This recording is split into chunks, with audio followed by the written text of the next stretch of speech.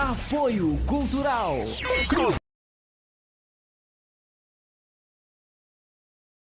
9 FM. A partir de agora, na 87,9 FM e para todo o Brasil, ao vivo na sua Smart TV, programa Minuto do Direito, com a doutora Brenda Ingrid Cruz.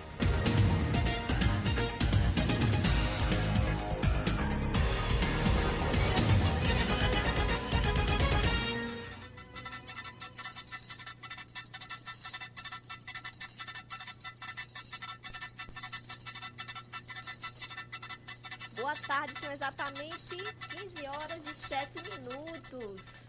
Iniciando agora o Minuto do Direito. Acho que tá baixo um pouco o som. Boa tarde, pessoal. Pronto, são exatamente 15 horas e 7 minutos. Bem-vindo aí o Minuto do Direito, um programa que chegou exatamente para poder trazer conteúdo do direito, conteúdo diferenciado para você e para toda a sua família, tá bem? Meu amigo estudante de direito, bacharel em direito, seja bem-vindo ao programa. Pronto. Tudo ok? Seja bem-vindo ao programa. Vez? Show? Ah, não tinha chamado pelo nome, não tinha compreendido. Meu Deus do céu. Não, mas tá um caos aqui, gente. Tá um caos aqui no estúdio, vocês não imaginam. Fazer ao vivo é assim, né? Nós vamos ter aqui 2 entrevistados, pessoas queridas, que eu admiro o trabalho deles. Vai ter o Pedro Henrique Vanderlei, que é presidente do PL Jovem, né, que vai falar um pouco sobre os seus projetos, sobre tudo que ele tem vivido, né, até agora, sendo presidente do PL. Vamos ter também aqui o doutor Luciano Honório, que é coordenador da Uninassal, de prática jurídica, e advogado civilista. Vai trazer um conteúdo diferenciado aqui para vocês, tá? Então, é muito conhecimento para poder entrar dentro da sua casa, para poder fazer com que você venha entender como funcionam as coisas, tanto na política como na área do direito em si, tá? Enfim, então vamos iniciar aqui um papo bem diferenciado com essa pessoa ilustre que eu estou trazendo aqui no programa, que é o nosso querido Pedro Henrique. Bom, boa tarde, Pedro Henrique. Boa tarde, Brenda. Boa tarde a todos os telespectadores que estão aqui nos acompanhando. Boa tarde aqui a todos presentes no estúdio. Eu agradeço aqui a oportunidade. Estarei disponível aqui para divulgar um pouco das nossas ideias, para promover um pouco sobre o que a gente acredita e ter um momento aqui para que a gente possa desfrutar e transmitir um pouco de conhecimento aqui a todos os telespectadores. Eu fico muito feliz, viu, Pedro, pela sua participação aqui. Você que é um jovem diferenciado, né? Eu tinha feito toda uma pesquisa sobre você para saber dos seus projetos, estava acompanhando você nas redes sociais. Eu sempre observo o pessoal que me segue, que sempre está ali interagindo, para poder fazer essa parceria, né? E trazer. O Pedro Henrique, gente, é um jovem conservador cristão. Ele é presidente do Partido Liberal Jovem, né? Que é o Partido Conservador. Então, eu tenho, iniciando, Pedro Henrique, deixa eu te perguntar uma coisa. É difícil preservar os bons costumes no mundo de hoje? Você que é um jovem conservador? Bem, quando a gente toca a respeito desse assunto, né, a gente tem que ir um pouco a profundo da questão. Acredito que é normal, acredito no mundo de hoje, os valores tão deturpados como a gente tem. Eu acredito que a parte cultural e ideológica ela é tão importante quanto a área política, né? Porque é a área ideológica e cultural de uma sociedade que reverbera nos campos políticos. Tudo aquilo que é dito nos campos políticos foi sempre sussurrado nas universidades. Então eu acredito que hoje no ambiente universitário, por exemplo, para o jovem que é conservador, que é cristão, que não vende os seus princípios, que tem uma posição firme e clara na defesa do que ele acredita, ele tende a ser muito rechaçado, né? hoje no ambiente acadêmico que a esquerda e principalmente o marxismo vem tomando esses lugares de espaço, e para isso que a gente faz a nossa luta, a gente para defender aquilo que a gente acredita dentro de todos os âmbitos do nosso conhecimento, né, das áreas sociais que a gente acredita, onde eu acredito que Cristo é soberano em todas as áreas sociais, tanto na educação quanto nas universidades. Então eu acredito que a gente tem que estar presente para representar esses valores dentro dessas áreas. Então eu acredito que muitas vezes para o jovem que hoje é conservador, é cristão e segue firme nos princípios dele, é muito normal hoje, nos dias de hoje, né, ele ser rechaçado, ser muitas vezes oprimido, ser chamado, como eu já fui, né, fascista, retrógrado, misógino, mas é algo que a gente tem que aturar aí, que a gente suporta, porque é por um propósito maior, que é para conseguir fazer da política da Paraíba e do nosso Brasil um lugar melhor para nós e para as futuras gerações. Olha só, interessante a sua fala. Você tem uma oratória muito boa, já vem preparado, né? Para poder argumentar e falar bem a sua visão de futuro, a sua visão de mundo, a sua visão acadêmica, tá? Você se sentiu oprimido na faculdade?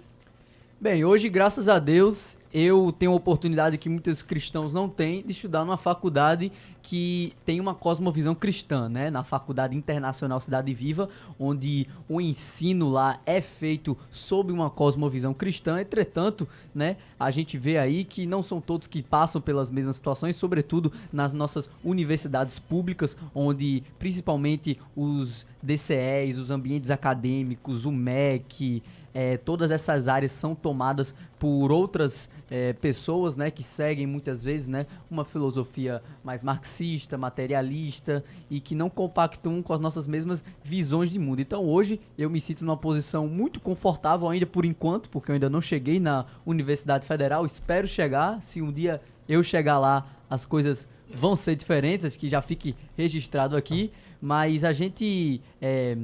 hoje, numa faculdade cristã, é muito fácil pra gente, né, seguir, né, a nossa agenda. Então a gente tem que levar ela não somente, né, para essas faculdades hoje privadas, mas também levar elas na universidade públicas para gerar um equilíbrio no debate, né? A gente vê uma estatística que a cada 7 professores progressistas existem um conservador. Então há um desequilíbrio muito claro no âmbito acadêmico quando a gente vê, né, a ideologização do debate.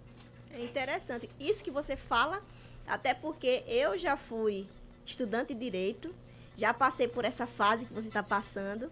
E quando eu entrei na faculdade, é interessante que eu não sabia nem diferenciar o que era esquerda de direita, eu não sabia. Eu via aquelas discussões ali, mas eu não conseguia diferenciar o que era um lado, o que era o outro. E de tanto eu vi tantas discussões entre os alunos, os professores, eu comecei a compreender e comecei a tomar posse do lado que eu via que era o coerente para mim, não é isso? Então, realmente tem jovens ali que já tem um espírito de debate, que já tem um espírito voltado para a defesa, para a representação da população, para realmente ser destaque, tá? E tem aquelas pessoas que são mais coadjuvantes, são aquelas pessoas que ficam sempre atrás dos líderes, né? Então eu vejo isso em você falando, um espírito de liderança. Você enxerga isso em você? Bem, eu acredito que o seguinte, é normal e acredito que é fundamental também você ter uma pessoa em liderança sob de vista de uma posição não somente hierárquica, mas dentro de um espectro político ou de uma visão de mundo, uma pessoa nesse tipo de liderança, não como uma forma de ser o culto ao líder. Eu não acredito que nem eu, nem o Nicolas, nem ninguém que seja dessa mesma área que eu acredito, seja o centro da nossa luta, né? A gente não tem um culto ao líder, mas em sim ao compartilhamento de uma mesma agenda. Vocês têm a mesma visão. Exatamente, a gente compartilha uma mesma agenda de princípios, de defesa da família, por exemplo, de ser contra tudo aquilo que afronta, né, a família tradicional, que afronta os valores cristãos. Então a gente converge nessa agenda. Então, quando você se diz a respeito de liderança, acredito que seja fundamental a presença de novas lideranças em todos os campos, né, da área acadêmica, como a gente tem em debate aqui, mas acredito que o centro principal deve ser sempre a mensagem e não o mensageiro. Né, que as pessoas não tenham num político em si ou em um filósofo, né, a centralidade daquela pessoa, e sim sobre o que ela defende. Você, como presidente atual do Partido Liberal Jovem, quais são as atribuições que você exerce? Bem, hoje no nosso partido, né, eu estou filiado ao Partido Liberal, que é um partido conservador, né, composto pela maioria hoje das pessoas, né, a partir por voltas aí de 2022, então pelo grupo do ex-presidente Jair Bolsonaro, e eu participo dele desde o ano passado, quando em meados de 2021, né, por volta assistindo uma palestra, eu me interessei a participar pela política, e ano passado me filiei ao partido e hoje recebi, né, essa missão do partido de presidir a juventude aqui na capital de João Pessoa, para justamente trazer essa juventude para o debate, né? Meu papel é justamente de representatividade da juventude. A gente vê que muitas vezes nas áreas políticas as pessoas já associam que a política não é coisa para jovem, é sempre uma pessoa mais velho, umas pessoas de cabelo branco que estão sempre na política e tal. Então o PL Jovem justamente vem nesse seguinte sentido, Brenda, da gente poder trazer a juventude para o debate, trazer a juventude para o centro dos debates políticos da nossa cidade, né? Tendo em vista que eu sou presidente do PL Jovem aqui da nossa capital, e de representatividade dessa juventude. Então meu papel hoje é esse, que eu quero desenvolver, de trazer mais jovens para a política, mais jovens engajados e com profundidade e conhecimento intelectual para participar dos debates públicos. É interessante, eu olhando seu perfil, eu vi que você já foi o primeiro projeto, né, voltado para os jovens, que foi um evento em dezembro, foi o primeiro encontro, né, dos jovens conservadores na Paraíba. Eu achei bem diferenciado esse projeto, porque a gente precisa realmente dessa união dos jovens. Como foi esse projeto? Como foi executar esse projeto? Sim, eu tive essa ideia a partir do que eu sempre vi, geralmente, esse trabalho sendo desenvolvido nos outros estados. A gente vê aí Minas Gerais, São Paulo, Rio de Janeiro e até perto aqui do Nordeste, aqui no Ceará e também no Rio Grande do Norte. Eu vi movimentos de políticos partidários do mesmo partido que eu, do PL Jovem, onde eles tinham esses movimentos muito bem organizados, onde a intenção era justamente de trazer profundidade intelectual para os jovens, para eles terem um mínimo de conhecimento político sobre o que é esquerda, o que é direita, qual é o nosso sistema de poderes, né, judiciário, executivo, legislativo. Então eu tive essa ideia, né, foi por volta de novembro, né, por aí que a gente desenvolveu aí esse projeto.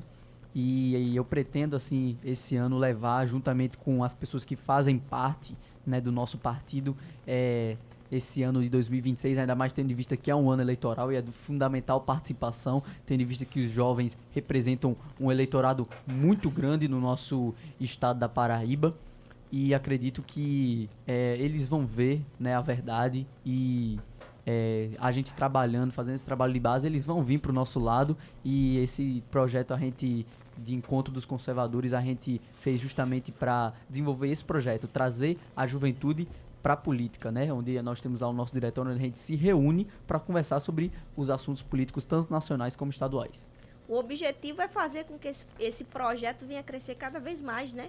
E venha alcançar mais jovens cada vez que você executar ele. Exato, a gente começou sempre por poucas pessoas, né? Por volta ali umas 20, aí a gente vai crescendo, gerar uns 30, 50, 100, e nisso a gente vai fazendo movimento e buscar ocupar esses outros espaços. E eu vou te dar uma ideia, depois a gente até pode conversar em off. Claro. Tá?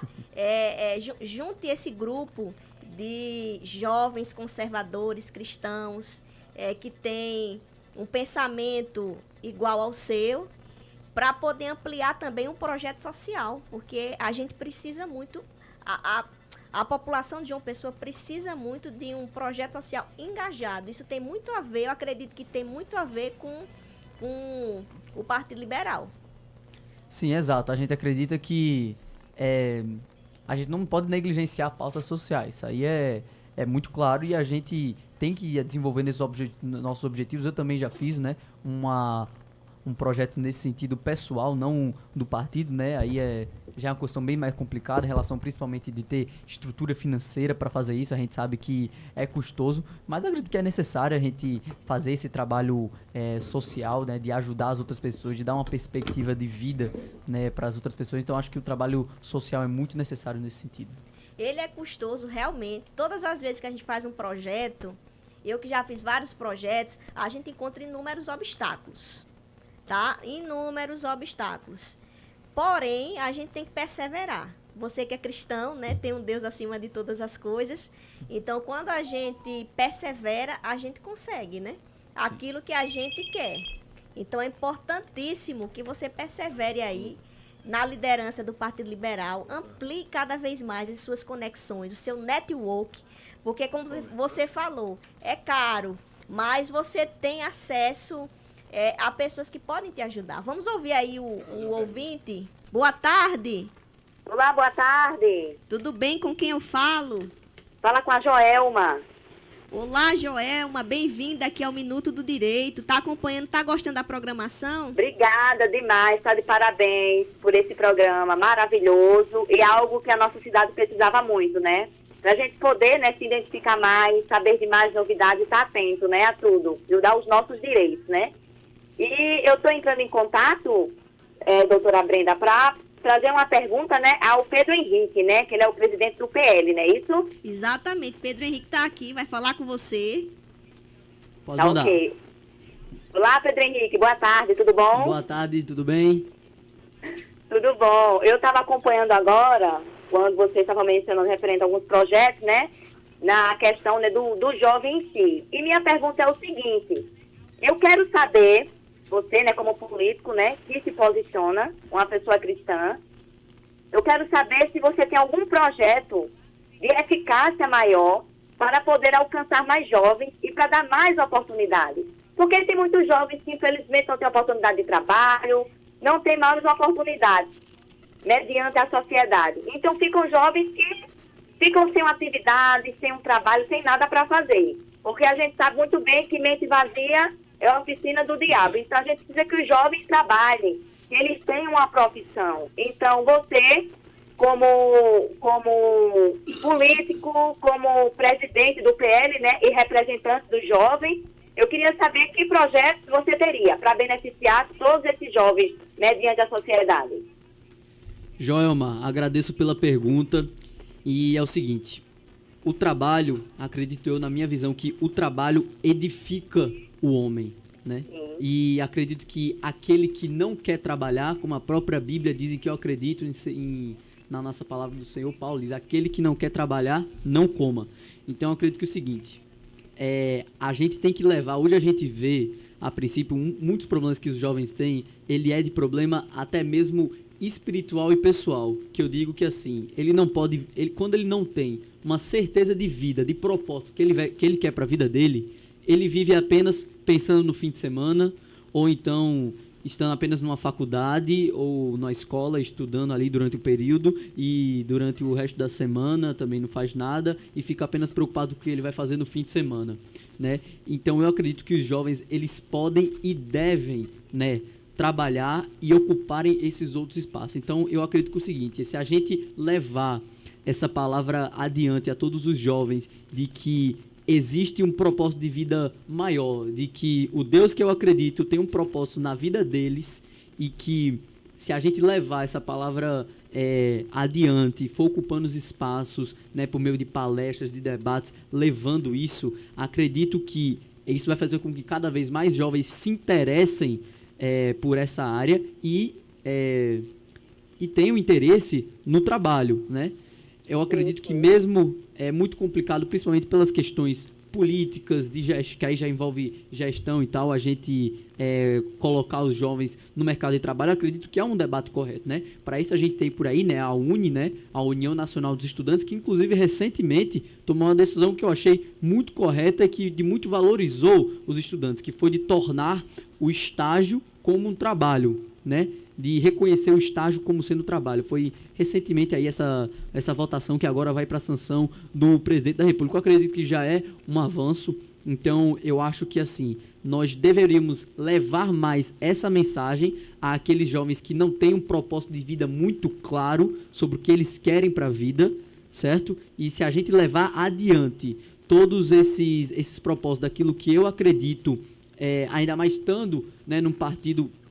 eu sei que muitas vezes é complicado, né? Mas eu consigo ter contato, às vezes, com outras pessoas que estão de outras posições para poderem darem oportunidades mais às jovens, como eu fui né? Antes eu era uma pessoa sem nenhuma perspectiva, assim, de futuro, mas eu busquei o estudo, busquei o conhecimento, busquei me aprofundar e hoje consigo estar aqui no lugar onde estou. Eu acredito que se a gente levar essa mensagem para cada vez mais jovens, que está lá na universidade ou que está lá numa escola pública, numa escola privada, que ele acha que ele vai ser só estudar e aí quando tiver terminado de se formar aí lá nos seus 20 e poucos anos ele vai arrumar um trabalho e tal, ou para ser subserviente de alguém e não para ser uma pessoa que vai estar no lugar de posição, que vai lutar por algo maior, sabe? Então acho que se a gente levar adiante por meio de debates, por meio de locais como esse daqui, nessas rádios, em podcasts, em debates, em universidades, estimulando os jovens ao trabalho, eles vão buscar em todas as áreas que ele for. Se você quer ser dentista, se você quer fazer medicina, se você faz direito, em qualquer área que ele atua, ele possa seguir adiante com um propósito firme e claro. E eu, como cristão, acredito que ele deve buscar isso, pois o trabalho edifica o homem. Então, eu acredito que seja mais ou menos isso na minha resposta, Joel. Mas a gente levar adiante essa palavra a todos os jovens, estimulando eles a trabalharem, se aprofundarem e terem um propósito de vida claro. Eu acredito que é isso. Pronto, agradeço demais, porque só concluindo o que você falou, Pedro Henrique, tanto levar a palavra como a praticar também, né?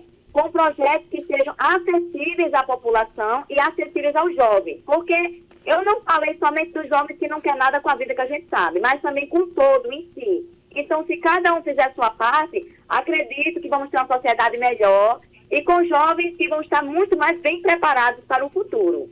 Mas muito obrigada por sua resposta. Deus abençoe a todos vocês. Obrigado, Joelma. Deus abençoe também. Obrigado aí pela participação. Seja bem-vinda sempre, viu? E você que tem sua pergunta, qualquer questionamento que você quer fazer, pode mandar sua mensagem. Vai ser muito bem-vindo aqui, com certeza. É interessante o engajamento do YouTube. Deixa eu falar com o pessoal aqui que está falando. Estavam falando aqui no YouTube, né, que está precisando muito no sistema da educação de professores conservadores. Interessante. Pedro Henrique, vamos lá. No momento atual, quais as bandeiras que você mais luta por elas? E que vai continuar lutando caso no futuro você se torne um parlamentar? Bem, dizer que assim, eu particularmente... Não, pode trazer. Bem, acredito que desde 2021, quando eu venho me interessar por política, onde eu assisti uma palestra chamada O Cristão e a Política, do então vereador Nicolas Ferreira, a partir daí eu comecei a me aprofundar, comecei a estudar, comecei a entender sobre como funciona a política do nosso país, né, como funciona todo o sistema. Obrigado, viu, meu irmão? E a partir daí que eu comecei mesmo a entender como funciona. E por volta de 2025, né, em todo esse tempo, desde 2021, passando pela campanha de 2022, na campanha de 2024, eu mesmo sendo militante, mesmo não ganhando nada com isso, mesmo nem estando em algum partido, eu sempre me fazia lá presente, levantando bandeira, né, daquilo que eu acredito. Como eu disse, eu defendo ideias e estou numa agenda pelas ideias e não pelas pessoas em si. Então, esse ano, a gente vai seguir o Partido Liberal em frente na nossa eleição com nossos candidatos aqui nas eleições majoritárias e também na proporcional, né? Tem um candidato pré-candidato a presidente da República, pré-candidatura a governo e a Senado da Paraíba. Então, as nossas bandeiras vai ser sempre essa, vai ser a defesa da família, a defesa da fé, ser contra o aborto, ser contra a legalização das drogas, contra essa escalada da violência, contra a ideologia de gênero e essa doutrinação ideológica. Então, as nossas bandeiras vão ser sempre essas mesmas. A gente pode perder a eleição aqui, mas nossas bandeiras prevalecem e continuem assim como eu estou sendo desde 2021. Só uma paradinha agora para o apoio cultural. Já voltamos. Fica aí.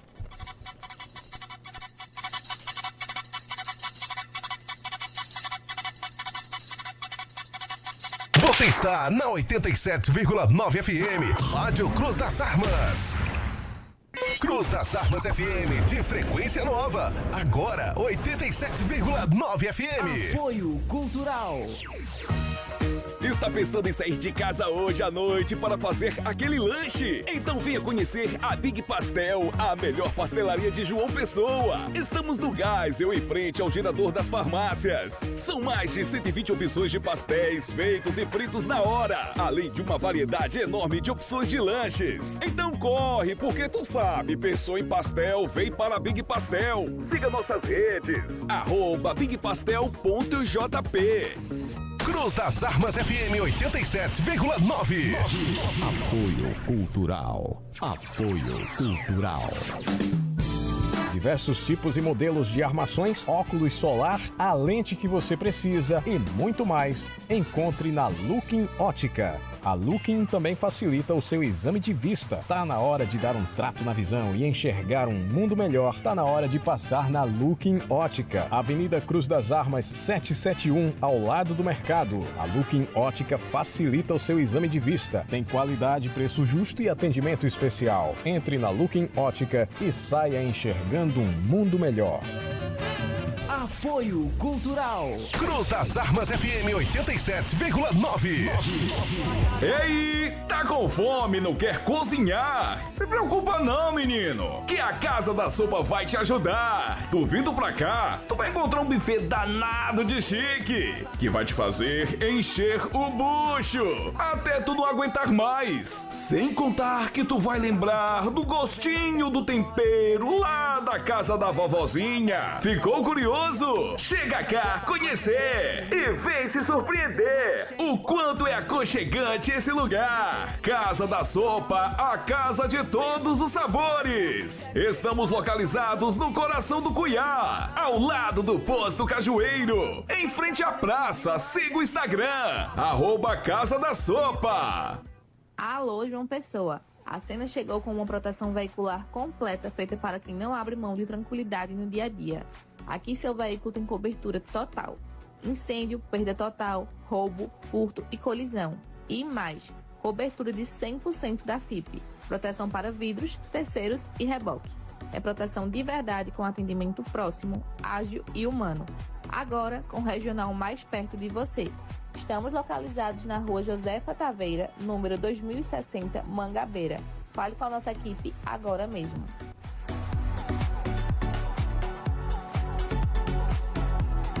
Apoio Cultural.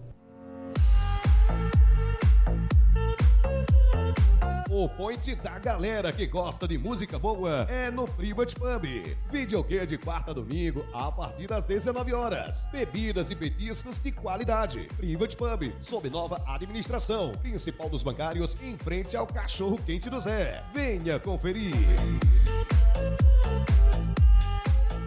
Apoio Cultural. 87,9. A Cruz das Armas FM agora é 87,9. Os seus direitos estão aqui. Programa O Povo com Direito. Ligue e participe. 3242-2131.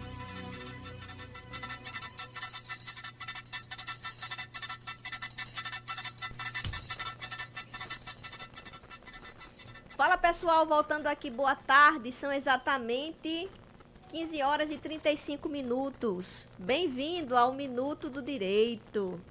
Pronto? A tela tá certa. Bem-vindos ao Minuto do Direito. Continuando aqui, né, a entrevista com o nosso querido Pedro Henrique Vanderlei. Exato. Pedro Vanderlei, não é? Pedro Vanderlei, geralmente. Presidente do PL Jovem, ele que está aqui trazendo uma argumentação muito diferenciada da importância de se posicionar como conservador, como cristão. Até porque hoje em dia tem muito jovem conservador e cristão, mas que tem vergonha de se apresentar, né, como conservador e cristão. E você é conservador e cristão e tem prazer de poder falar os princípios que você segue, você tem prazer de poder compartilhar a sua visão de futuro, a sua visão do seu futuro, daquilo que você deseja, né? Então, é realmente um jovem brilhante e que só tem Posso falar a idade? Não. Pode falar. Tem apenas 18 anos, gente. Nós precisamos de jovens assim, viu? Como Pedro Henrique. Pedro, deixa eu te perguntar uma coisa. Pedro Vanderlei, né? Sim. Pedro Vanderlei, deixa eu te perguntar uma coisa. Você se enxerga já como um parlamentar? Bem, eu digo que é o seguinte. Eu não tenho projeções políticas pessoais, tá? Tipo, eu tenho que ser vereador, deputado ou presidente da república. Eu tô disposto a seguir uma agenda, a estar dentro de um projeto, que esse projeto é levar adiante o pensamento conservador, o pensamento cristão de direita, sobretudo entre os jovens, à esfera pública, tá? Então, se esse projeto, se houver assim, uma demanda do povo, se houver um anseio do povo para que eu saia candidato, assim eu serei, mas a princípio eu estou disposto a levar o pensamento conservador, o pensamento de direita em trazer a juventude para o debate e ter um projeto nesse sentido, entendeu? Então eu não me sinto na necessidade ou no ego em si de eu ser a pessoa, o centro, de eu ser o candidato. Eu quero estar dentro de um projeto nesse sentido. Se for se houver aí um apelo popular pelo meu grupo, pelo meu segmento, pelas pessoas que me acompanham, que estão comigo, se houver uma pressão dessa para que eu saia candidato para representar aquela esfera da sociedade naquele lugar, assim eu posso sair, eu me sinto à disposição do que o meu partido, do que o segmento político que me acompanha determina, sim. Mas se for para dar dentro de um projeto, da defesa de uma agenda política partidária, não pessoal, mas coletiva, assim eu estarei presente, sendo candidato ou não. A gente precisa muito, a Assembleia Legislativa necessita de parlamentares que venham ter uma visão cristã, conservadora. Tem vários, são 36, né, atualmente na Assembleia Legislativa, deputados estaduais. E a gente precisa de deputados ali que venham ter essa visão. Projetos voltados para poder manter os nossos direitos, porque quanto mais pessoas como você lá, com a visão que você tem de mundo, melhor o nosso Brasil vai ficar, com certeza, né? Exato, acredito que a política faz parte da transformação de mundo que a gente quer. E isso passa por a gente ter representantes do povo nas nossas casas, tanto nos âmbitos municipais, estaduais e federais, né? Como você citou, da Assembleia Legislativa, representando todo o nosso estado da Paraíba aqui no âmbito estadual. Acredito que é fundamental a importância a gente ter pessoas que sejam convictas do que acreditam, que sejam honestas e que tenham os mesmos valores e princípios que os nossos, representando, né, aquele segmento. Hoje, nos 37 que a gente tem poucos, alguns ali que eu mantenho uma amizade, que eu tenho uma relação. É 37? 36, 37, 36, por aí, 35. E acredito que a longo prazo a gente vai fazer desenvolvendo esse trabalho de base, a gente vai conseguir chegar nesses espaços, ocupar, mas eu gosto de dar ênfase não somente, né, à parte política partidária, mas também no âmbito cultural e acadêmico, né? Presente nos DCEs, presente nos enfim, todos os setores, né, que a gente tem do conhecimento acadêmico, da área cultural. Acredito que ter pessoas bem capacitadas em todos os poderes, não somente no legislativo, como também no poder judiciário, né, Então a gente vê pessoas aí, muitos que não estão interessadas em entrar nesse nosso ramo do direito para seguir a nossa Constituição, para seguir o nosso ordenamento jurídico e seguir as leis do país. Então eu acredito que a gente deveria ter pessoas bem capacitadas e comprometidas em todos esses lados, não somente na política em si, mas em todas as áreas. É verdade, concordo plenamente com você, viu, Pedro? Quem mais te inspira, Pedro, na política paraibana hoje em dia?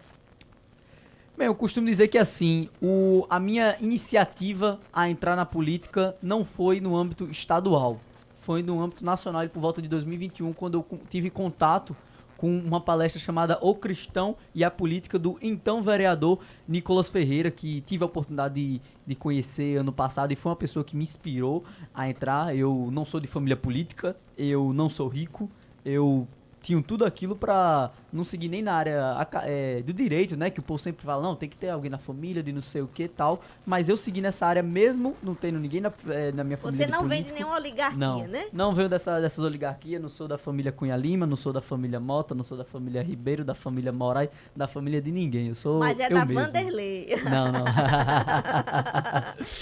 Eu não sou de família de político e também não tenho dinheiro. Eu segui realmente sozinho por volta de 2021, quando eu tive contato com essa palestra chamada Cristão e a Política, do Nicolas Ferreira. E aquilo me deu um norte, aquilo me tocou bastante. Eu comecei a partir daí a estudar e tal. E hoje minha grande referência para entrar dentro da política foi o que hoje é deputado. E tenho certeza que no futuro aí será coisas maiores para o nosso país. Mas acredito que hoje do estado da Paraíba eu não tenho pessoas que eu levo como referência. Eu tenho amigos, tenho pessoas que me ajudam, né? Claro, alguns parlamentares e tal. Dentre aqui, agradecer aqui o vereador Fábio Lopes, o deputado Cabo Gilberto Silva.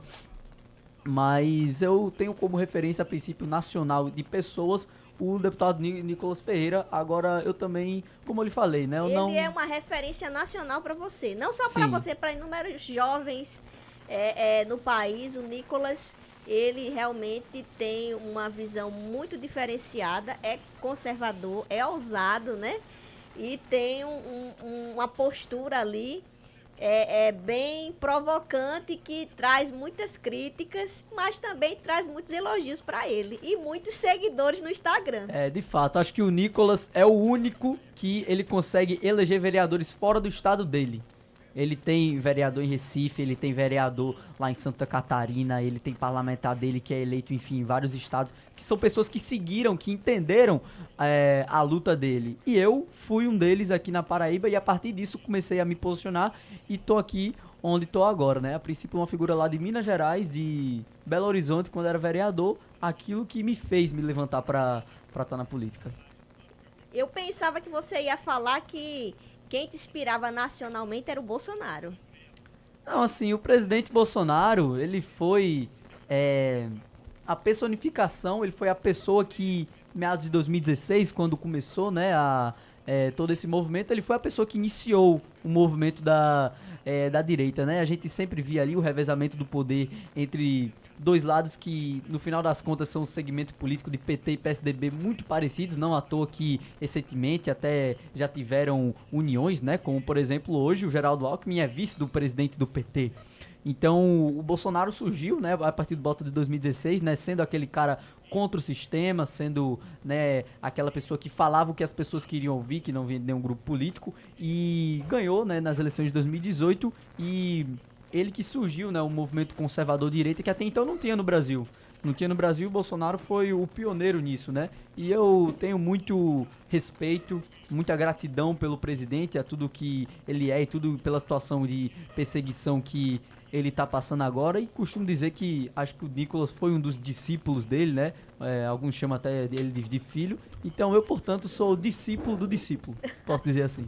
Você concorda com a indicação de Bolsonaro quando indicou o Flávio Bolsonaro, né? Porque você sabe que o PL já estava num posicionamento assim que aparentemente grande parte do pessoal pensava que quem iria ser indicada seria a Michele Bolsonaro. Tava tudo se encaminhando, né? Tava, principalmente. Aí, nos últimos minutos aí do segundo tempo, ele decidiu indicar o Flávio Bolsonaro. Então, o que é que você acha aí? Eu acredito que o Flávio é um nome competitivo hoje, né? A gente foi por volta do final do ano passado, né, quando ele já estava preso, enfim. Muitos esperavam, realmente, eu mesmo esperava pessoalmente a Michelle, mas o Flávio é um nome muito competitivo, é uma pessoa preparada, ele é um político profissional, né? Ele é senador da República, ele foi deputado estadual, ele tem conhecimento, ele sabe como funcionam os bastidores da política. Acredito que foi uma boa indicação. Vamos ver aí quem vai ser indicada da vice, né, na chapa, né? Tá sendo especulado muitas pessoas aqui do Nordeste. Acredito que hoje, somado nas pesquisas, tem algumas pesquisas que colocam ele na frente, tem algumas pesquisas que colocam ele tecnicamente empatado com Lula. Acredito que nos próximos meses, assim, o destino vai ver quem vai ser o próximo presidente da República, mas acho que naquele momento foi uma decisão necessária que o Jair tomou, e acredito que foi, de certa forma, positiva, como está se mostrando aqui nas pesquisas agora. Uma decisão até um pouco coerente, assim, quando eu me coloco no lugar dele, eu acho que ele já estava observando a pressão que a Michelle estava passando, né? Porque não é fácil todas as situações que eles passaram ali, porque o psicológico, gente, às vezes não dói na pele, mas o psicológico sofre muito quando a gente passa por perseguições, né? Nas redes sociais, com as pessoas que estão à sua volta. Então, eles passaram e passam muito isso afeta muito o psicológico. Então, às vezes, aparentemente você parece estar bem, mas psicologicamente você não está. Enfim, não sei se foi essa questão, mas acredito que ela vai sair como senadora, né? Senadora pelo Distrito Federal, que estão falando por aí, é um nome bem competitivo, tomara que eu tenho praticamente certeza que ela vai ganhar. Com certeza, e vai fazer um bom trabalho, né? Como senadora da República, com certeza. Então, tá apoiando aí, não é... Agora, deixa eu te perguntar uma coisa. Se no futuro você se tornar um parlamentar, quais são as bandeiras que você vai carregar nas costas e dizer assim, eu vou defender isso? Bem, eu acredito que tão grave quanto a corrupção e quanto a má gestão é a questão ideológica, né? É a questão cultural, porque eu acredito que político nenhum vai salvar a vida de um homem. Eu acho que quem vai melhorar a sua vida é você estudando, você se qualificando, não dependendo de político, mas os políticos, ele tem um trabalho muito importante nesse sentido. Então, eu defendo, né, a agenda conservadora, como você sabe, a defesa dos costumes de família, mas também a gente tem que ter esse olhar voltado à gestão. A princípio, eu costumo dizer que eu entendo duas coisas de economia. Se não roubar, sobra dinheiro. Se não fizer gasto irregular, não gastar com besteira, sobra dinheiro. Então, acredito que principalmente o que a gente vê é a troca de uso da emenda por apoio político, ou na compra de voto, ou não sei o quê. E também só vota a favor do projeto se é da indicação do prefeito aqui. Se não for de tal pessoa, tem que votar a favor tal. Eu vou estar, se um dia eu chegar lá, eu vou estar à disposição de todo o projeto que for positivo para o povo, né? Eu gosto de ter o político, como por exemplo, nos países da Europa, tem países que políticos andam de metrô na rua com o povo. Então eu gosto de ter esse olhar das pessoas, deles verem um político como uma pessoa assim como você, sabe? Como eu tô aqui na sua frente agora, Brenda. Como eu não sou um super-herói, um herói da pátria. Porque o brasileiro, ele tem o costume muito de esperar uma figura messiânica de um político que vai chegar lá e que vai resolver tudo e tal. Mas não é assim. Acredito que quem vai mesmo transformar a sua vida é você. A principal transformação que o Brasil precisa, ela é individual. Ela é uma mudança de caráter, de mente em mente. Mas eu acredito que eu chegando lá como parlamentar, minha principal bandeira vai ser a expansão dessa agenda, do segmento ideológico que eu represento em todos o nosso estado, né? Seja se eu for municipal, estadual ou federal, e tiver incluso num projeto desse sentido, eu quero que o candidato que eu for apoiar, que eu estar junto, defenda essas mesmas bandeiras que eu. Essa defesa pelo defesa da família tradicional, de ser contra o aborto, contra ideologia de gênero, contra todas essas coisas que vão contra a nossa cosmovisão cristã, a nossa visão de mundo, e também ouvir a população. Ouvir as demandas da população. A gente tem que ver mais políticos na rua, políticos fiscalizando, né? E atendendo aos interesses da população e não aos interesses do partido em si, porque o partido só pensa nele próprio. O partido pensa em eleger candidato para o partido, certo? Então eu quero que o político, ele tenha diversas pessoas, assessores que estejam na rua olhando todas as demandas da população, passando para ele e o político que tenha uma comunicação sincera com o eleitor, que fale, ó, consigo resolver isso aqui eu não consigo, certo? Uma pessoa que tenha transparência no trabalho dela, que tenha disposta a resolver todos esses problemas, né? No âmbito da educação, por exemplo, a gente vê aqui escolas públicas de ensino muito devastadas, na saúde também, na segurança, e não é falta de dinheiro. A gente sabe que o Brasil tem uma carga tributária muito grande. Isso é falta de quê? É falta de prioridade. Por quê? O que é que acontece? Gente, um deputado estadual hoje em dia, gente, a lei orçamentária anual de 2025, né? Liberou para cada deputado estadual anualmente um valor de quase 5 milhões, 4 milhões e alguma coisa. De emendas, 50% desse valor, ele tem que ser para a saúde especificamente, né? De acordo com a lei orçamentária. Mas, em 2026, teve um aumento, né? Foi de 4 milhões e pouco para 7 milhões, quase 8 milhões agora. Não é falta de dinheiro. Isso, eu só tô... Não é falta de dinheiro. O brasileiro acha que não... o problema que tá ali é falta de dinheiro. Dinheiro tem, o que não tem é gestão. É falta de, assim, pelo o cenário que eu vejo hoje em dia, é falta de prioridade. Você entende? Tem que priorizar as coisas certas, porque as emendas, elas são direcionadas para a escola, para órgãos do próprio sistema, se for prefeitura, vereador, prefeituras. Você pode direcionar as emendas não é somente para instituições com fins lucrativos, sem fins lucrativos, são várias instituições que você pode direcionar. E hoje em dia a gente precisa muito. Exato. Não é somente os hospitais precisam, a educação precisa, a Secretaria de Educação, por exemplo. Então, esse valor de emendas, dependendo do parlamentar, ele pode encaminhar um determinado valor para a Secretaria de Educação do Estado, do município. O problema é que a gente principalmente vê, sobretudo... E são vários parlamentares, muitos né? parlamentares. Do Brasil tem 11 deputados... A Paraíba tem 11 deputados federais e 3 senadores, né? Uma coisa, primeiramente, que o brasileiro tem que entender. Os deputados, os 11 da Paraíba, eles não são deputados federais da Paraíba. Eles são deputados federais do Brasil, eleitos pela Paraíba. As leis federais que eles votam, de um deputado da Paraíba e de um senador da Paraíba, ela vai ser vigente tanto para o cidadão que está em São Paulo, como quem está no Amazonas, como quem está em Santa Catarina, em todos os lugares. E assim a gente vê, por exemplo, foi enterrado na Comissão de Orçamento, se eu não me engano, numa decisão aí do Senado, a derrubado de, por exemplo, diminuição do salário dos políticos. Você acha que o político vai votar contra ou a favor do aumento do próprio salário? A gente vê decisões, por exemplo, do judiciário aumentando o próprio salário. Então, dinheiro tem. O que não tem é gestão e o que não tem é prioridade, como você falou. O uso de dinheiro para ir para o bolso de político, para ir para o bolso de magistrado, para ter o político ter bolsa paletó, bolsa auxílio não sei o quê, porque com um salário de 50 mil reais não sobra dinheiro para você comprar um paletó.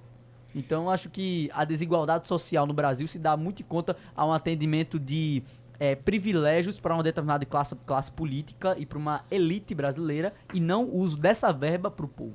Olha, a política é um corpo, você entende? Então, da mesma forma que a igreja é um corpo, tem várias funções, cada membro tem uma função, não é isso? A política é um corpo. O problema é que muitas vezes dentro desse corpo entra pessoas que não exercem a função da forma certa. Vou dar um exemplo, como eu falei aqui, só para deixar claro para o pessoal que está me vendo, para vocês compreender bem como é que funciona a política. Então, o que é que acontece? Às vezes, você está com o lápis e a caneta na mão para mandar a emenda de 200 mil, não sei quantos mil, várias secretarias, vários setores.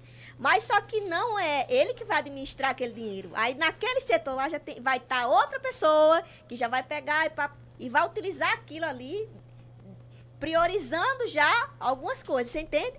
Sim, o então, atendimento assim, de projetos de coisas pessoais, e não coisas coletivas. Priorizando, por exemplo, você manda uma determinada emenda, tá, para um determinado setor.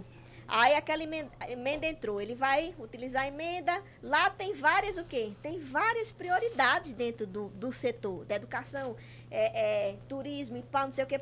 Ali ele vai ver o quê? Entrou 200 mil, entrou não sei quanto, ele vai priorizar, ele vai analisar e ele vai ver, não, eu vou botar isso, ele vai botar aquilo. Você está entendendo? que não é questão do direcionamento do valor, é porque tem que ter pessoas de boa intenção, tanto para enviar o valor, como também para administrar lá. Tu entende? Sim. É um corpo que precisa estar unido ali, exercendo cada um a função do jeito certo. Você entende? Sim, é triste que a gente vê. Para o negócio funcionar bem. É muito porque triste. senão não funciona bem. Aí o que é que acontece?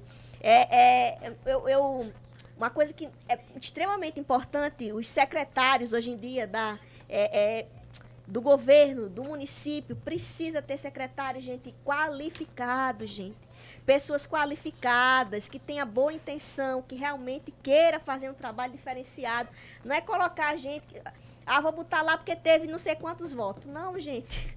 Às vezes teve não sei quantos votos, mas não sabe nem como exercer a competência daquela atividade. Você entende? Aí que o negócio não flui. Aí fica difícil do negócio fluir. Porque aí entra uma pessoa incompetente para um cargo de excelência, que vai botar mais 10 pessoas incompetentes e vai travar aquilo ali. Isso acontece tanto em âmbito de ministérios como de secretarias. A gente vê, é um costume da velha política no Brasil, o leilão de ministérios e de secretarias, né? Quando um presidente ganha, quando o governador ganha, ele pega a base que elegeu ele, aí tipo, você vai pra secretaria tal, você vai pra secretaria não sei o quê, porque, o cara que me apoiou no segundo turno, ele vai poder mandar uma pessoa pra lá, e acaba que o ministro da saúde ou o secretário de saúde, ele não entende nada de saúde, ou o secretário de educação não entende nada de educação. Eu acho que a gente tem que ter indicações, tanto para ministérios como para secretarias, indicações técnicas, não indicações políticas, indicações técnicas. Eu acredito que o secretário de saúde tem que ser um médico renomado, qualificado, que já tem experiência com gestão hospitalar, que tem experiência dentro da área. O secretário de educação tem que ser um professor renomado, um cara que tem experiência dentro da sala de aula, e assim levar isso para todos esses âmbitos, porque nenhum governador, nenhum presidente, ninguém vai saber de tudo. Ninguém vai saber de tudo. E a gente vê muitas vezes que são os ministérios e são as secretarias que têm autonomias nessas decisões, que têm autonomias na gestão. Então, quando a gente tem um secretário incompetente de uma determinada área, aquela área toda vai ficar debilitada. Então, a gente tem que ter indicações técnicas, tem que ter pessoas técnicas, pessoas que tenham qualificação profissional e acadêmica para aquela área. Como eu citei o exemplo, né? Da Secretaria da Segurança Pública, um policial renomado. Tem que ser um policial que tem experiência, que sabe a dor do policial civil que tá passando, do policial militar, do policial penal, e não tá lá por indicação política e você não entende de coisa nenhuma daquela área. Eu acho que a gente compartilha dessa visão que você colocou aqui. Eu falei e você esclareceu mais de forma aprofundada com as suas palavras. É interessante a gente sempre analisar. Eu analiso muito a política. Eu sou comentarista, né, de programa político, né? Já faz um ano que eu sempre fui comentarista. Comecei como comentarista, né, de programa político. Também comecei comentando a área previdenciária, que é a área que eu atuo. Mas é muito bom, acaba que a gente vai adquirindo conhecimento. Mas uma coisa que eu quero trazer aqui, gente, que não existe perfeição. Tá? Não vai existir político perfeito, nem da direita, nem da esquerda, nem de centro. Você entende? Somos imperfeitos, tá? A gente procura acertar, a gente procura fazer as coisas do jeito certo, da melhor forma possível, mas infelizmente não tem como agradar a todos, né? Você concorda? Porque nem Jesus agradou, Jesus perfeito, que morreu por nós, ressuscitou no terceiro dia, mas não agradou a todos com a trajetória brilhante dele. Imagine nós que somos pecadores. Então, assim, apesar de você ocupar uma cadeira e estar ali exercendo um cargo, tendo boas intenções, você vai agradar a uns e a outros você não vai agradar. E a gente, como ser humano, a gente tem que ter consciência que às vezes a gente acerta, mas às vezes a gente erra, né? Exato, não tem como em uma decisão a gente agradar gregos e troianos. E eu também costumo dizer sempre o seguinte, tem um autor que eu sempre sigo, chamado Russell Kirk, que no seu livro A Política da Prudência ele traz um princípio que chama o princípio da imperfectibilidade. que significa o seguinte, o princípio da imperfectibilidade. Como é que eu, um ser humano imperfeito, vou criar uma ordem social, política ou econômica perfeita? A gente não consegue, porque nós somos seres humanos manchados pelo pecado. A gente não consegue criar algo perfeito. Então, como nós somos seres humanos imperfeitos, nós precisamos de alguém que é perfeito, como que é o nosso Senhor. Então, como a gente é um ser humano imperfeito, a gente não consegue ser, como você falou, e é como o brasileiro, infelizmente, tem essa visão, achar que vai vir um político perfeito messiânico que vai resolver os problemas. Não existe pessoa perfeita. O brasileiro tem que entender que não existe pessoas perfeitas. Perguntam pra mim, Brenda, se é de direita, se é de esquerda. Eu não sou nem direita nem de esquerda, eu sou de centro, gente. Viu? Eu sou de centro. Eu tiro o bom de cada lado. Por quê? Porque eu acredito que ninguém é ruim o suficiente, não. Todo mundo vai ter projetos bons e vai ter projetos ruins. Independente de ser de direita e de esquerda, não é porque a pessoa é de esquerda, no meu ponto de vista, que a pessoa só vai ter projeto lixo, não.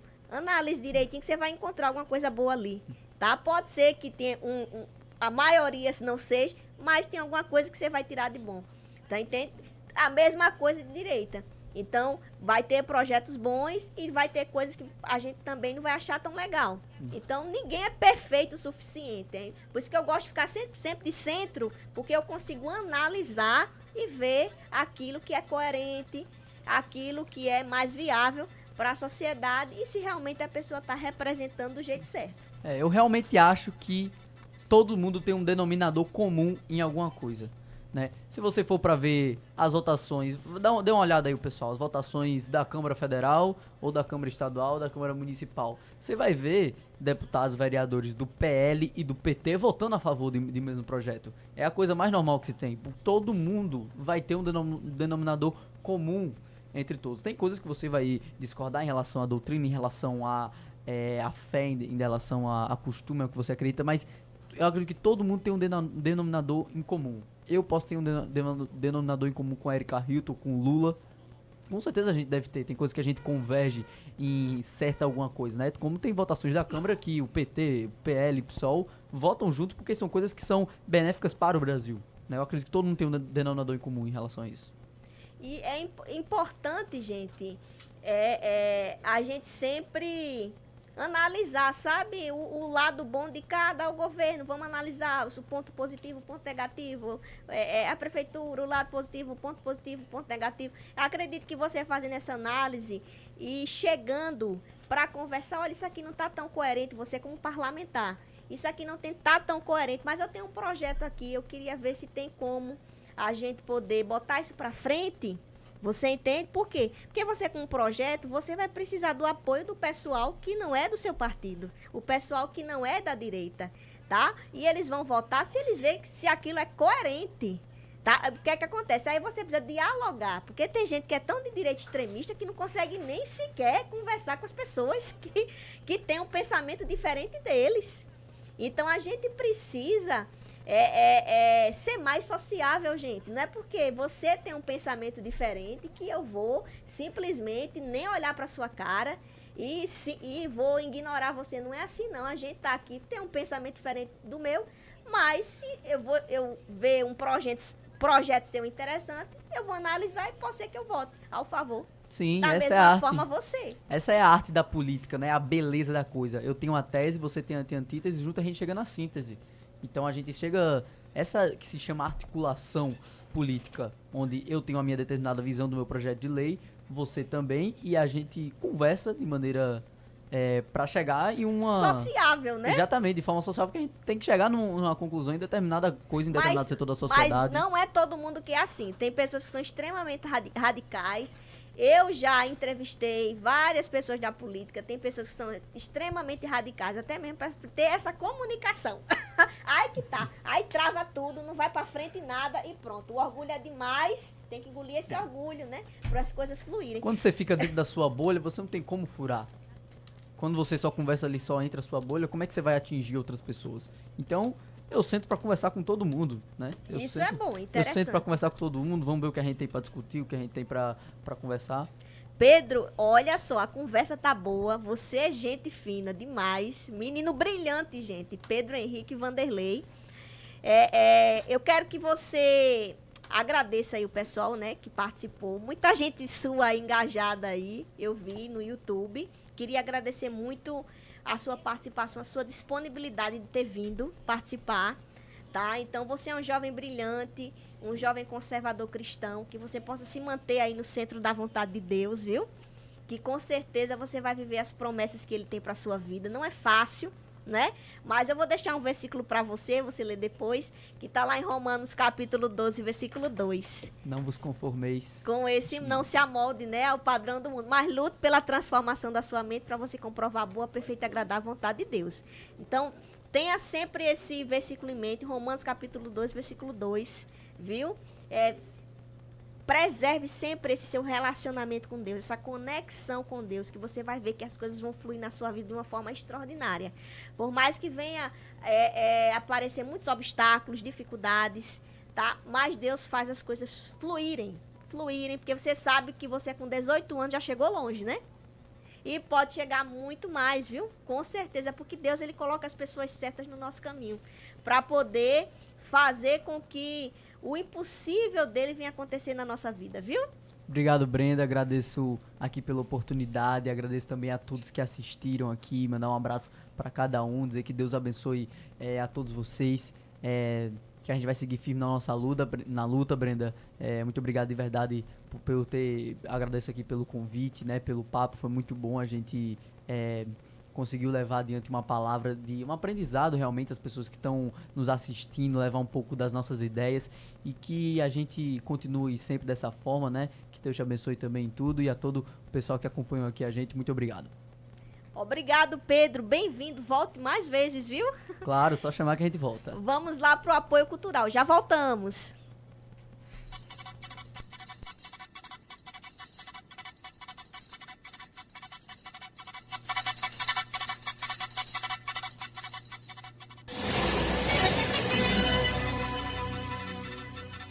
Os seus direitos estão aqui. Programa O Povo com Direito.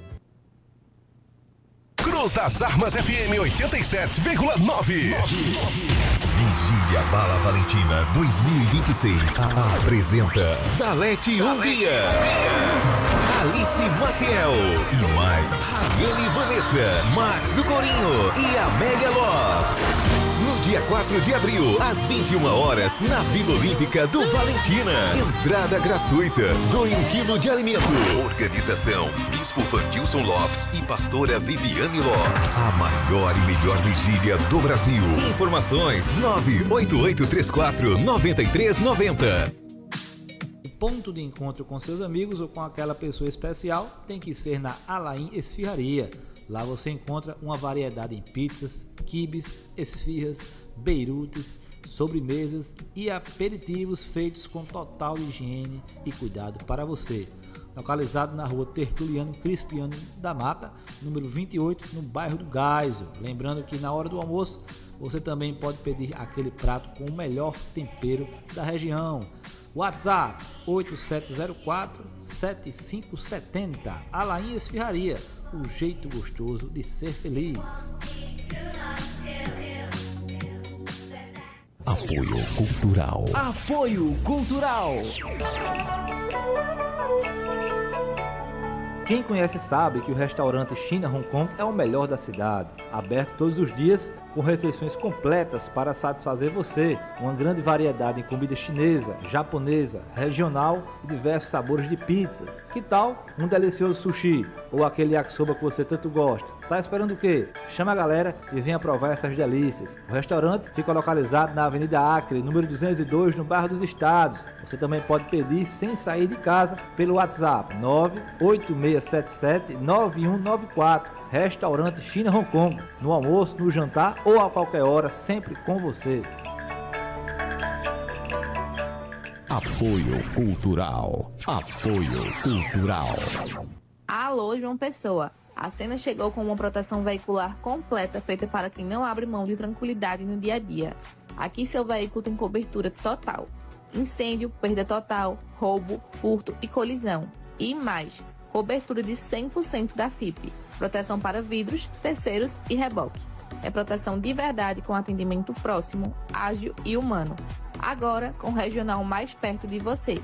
Estamos localizados na rua Josefa Taveira, número 2060, Mangabeira. Fale com a nossa equipe agora mesmo.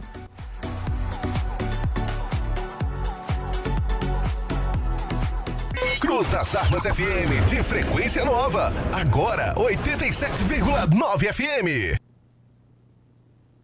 Os seus direitos estão aqui. Programa O Povo com Direito.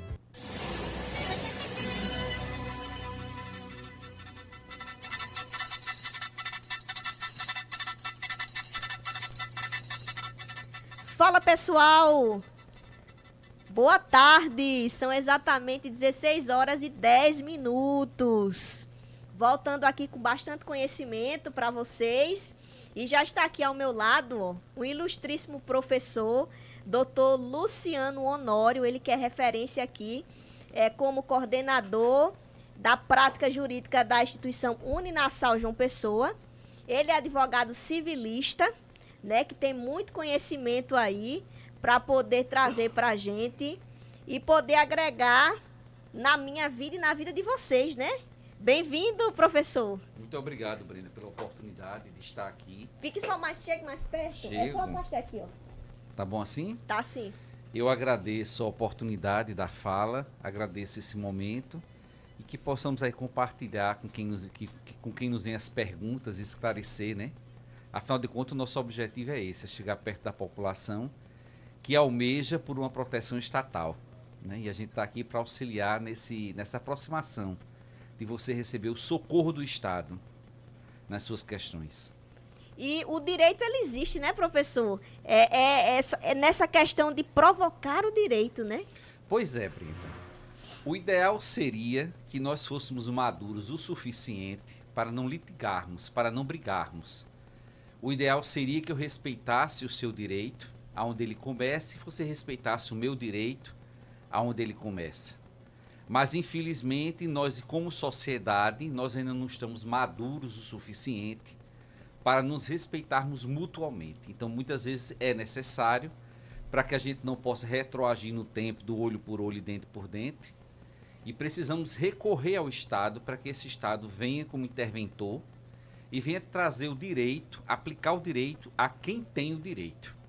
Então, se existe um momento em que eu e você não se entendem, aconteceu qualquer coisa que a gente não se entende, para que nós não precisarmos irmos para as vias de fatos, precisamos provocar o Estado para que esse Estado, no meio de nós, nos traga a aplicabilidade da norma. Entendo. Aí que você entra no jurídico. Eu entro como todo advogado entra, como auxiliar da justiça, né? Então, nós estudamos para isso, como operador de direito, onde a gente auxilia as pessoas a buscarem os seus direitos no Estado. Tudo tem uma forma, tudo tem um caminho. E um médico sabe o caminho da cura, o advogado sabe o caminho da proteção estatal. É verdade, concordo plenamente. Não é fácil, né? Até porque o cliente, ele cria uma expectativa muito grande em cima do advogado, né? Como se o advogado fosse resolver o problema, e na realidade o advogado está ali para ser um intercessor, né? Uma pessoa que venha requerer judicialmente aquilo que está estabelecido por lei, porém a decisão final não está na mão dele. Não. Isso, inclusive, Brenda, nós temos a oportunidade de estudar uma cadeira em direito que é responsabilidade civil, né? Então, essa responsabilidade civil nos fala o seguinte: qual é o meu poder de lhe garantir que o seu direito vai ser atendido? Qual é o poder do médico de garantir que você vai ter a cura, né? Então, não vai ter, mas eu preciso, pelos meus conhecimentos, usar as técnicas mais aperfeiçoadas para que você tenha uma certa garantia de atingir o seu direito, de ter o seu direito protegido. Eu estudei para isso. O médico estudou para fazer o possível, ter a técnica mais avançada possível para trazer ao seu paciente a cura. Nem sempre isso é possível, mas nós somos treinados como operadores do direito a isso. Interessante isso que você está falando. E essa minha não foi uma crítica, uma opinião especificamente. É porque eu vejo que muita gente, quando procura o advogado, ele cria tanto uma expectativa em cima dele e a decisão final não está na mão dele, né? Não, não está. Mas estamos num país democrático.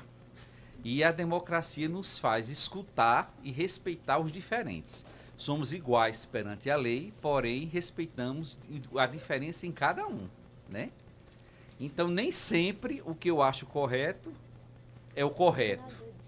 Nem sempre o que eu acho errado é o errado, né? É verdade. Doutor Principalmente Luciano numa Honório. mutação dessa da sociedade, né? É verdade. Nós estamos num momento de transição. É um momento de transição de valores, eu acredito, porque muita coisa tem mudado, gente, de 10 anos para cá. A sociedade está muito diferente, na realidade está mais moderna e a gente precisa viver na sociedade entendendo e respeitando o direito de cada um. Aí que entra doutor Luciano Honório aí, como advogado especialista no direito de família. O direito de família aí, que é muito conhecido, o direito de família, ele resguarda a esposa, resguarda os filhos, os irmãos, e ele resguarda também a concubina. Sim. Brenda, retroagindo um pouco no tempo, quando nós estávamos, a lei do divórcio, quando eu me formei, a gente você precisava passar 1 ano casada. Esse 1 ano casada, você precisava passar 1 ano casada para ter a separação judicial. Depois disso, você passava mais 1 ano separada para você poder buscar o divórcio, que é quando se quebra o vínculo matrimonial, né? E a sociedade muda. E a lei precisa acompanhar os costumes da sociedade. De uma forma que hoje a gente casa rápido, hoje a gente se divorcia rápido, né? Eu sempre brinco com meus alunos que quando eu estou em sala de aula... O propósito é sempre casar para a vida toda, né, gente? Mas, infelizmente, acontece muita coisa, né, professor? Sim, mas eu brinco com meus alunos, Brenda, que eu fui de uma geração que essa geração namorava, noivava e casava. Essa geração, não estou dizendo que é ruim ou que é bom, estou dizendo que é uma mudança da sociedade. Essa geração casa muito rápido e às vezes o casamento não dá certo e também é mais fácil se divorciar. Então, nós vimos em tempos anteriores que principalmente as mulheres, por uma subjugação financeira, elas ficavam num casamento em sofrimento, em maus tratos. E você falar de uma mulher divorciada era muito preconceito para essa mulher. Ela ficava subjugada àquela situação por vergonha na sociedade, por não largar o marido, por o que a sociedade ia falar dela, ela ia ser taxada de que forma. E hoje, com os direitos da mulher, a mulher hoje, ela chega onde ela quer chegar. O lugar da mulher é o lugar que ela almeja. Então, mudou algumas coisas. Mudou para pior? Que pior? Eu acho que mudou para melhor, né? É uma mudança da sociedade. Eu entendo. Teve uma pergunta que me fizeram, tá? Inclusive até uma pessoa próxima, que eu disse assim, liga, a pessoa ficou com vergonha de Mas não ter vergonha. ligar. Olha, quem busca seus direitos não pode ter vergonha, Dependendo da situação, gente, como aqui é um programa ao vivo, que tem gente assistindo, às vezes a pessoa fica com vergonha. A gente tem que compreender. Mas não precisa se identificar. Eu né? entendo. Vamos respeitar. Essa pessoa é uma pergunta anônima, gente, mas às vezes é a sua dúvida aí. Ela é a famosa concubina no relacionamento. Tá. Você entende? O que é que acontece? O marido dela, né? Eu posso dizer marido? Não, porque ela não é casada. Isso. Vamos botar o ponto nos i. Eu posso chamar minha esposa se eu sou casado com ela. Segura aí a pergunta. É porque nós falamos um pouco assim, eu estou em união estável. Essa união estável equivale ao casamento. Mas você vê que quando acontece o óbito, algum problema, essa falta de contrato que é o casamento faz a diferença. Então, o que é que eu quero dizer com isso? Não é uma fala preconceituosa, é uma fala assim, do direito. Para que eu possa ter uma esposa, eu preciso estar casado com ela. Né? É um contrato, casamento.